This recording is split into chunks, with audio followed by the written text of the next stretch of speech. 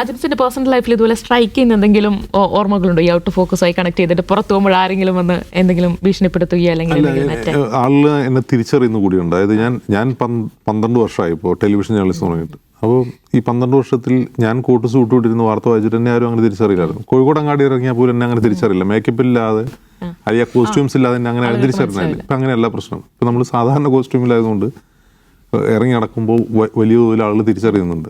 അതൊരു എന്താണ് സന്തോഷവുമാണ് പ്രശ്നവുമാണ്. കാരണം പ്രശ്നം എന്ന് പറഞ്ഞാൽ അങ്ങനെയല്ല ഉദ്ദേശിക്കുന്നത്. നമ്മൾ ചിലപ്പോൾ അത്യാവശ്യം ഒരു സ്ഥലത്ത് പോകുമായിരിക്കും.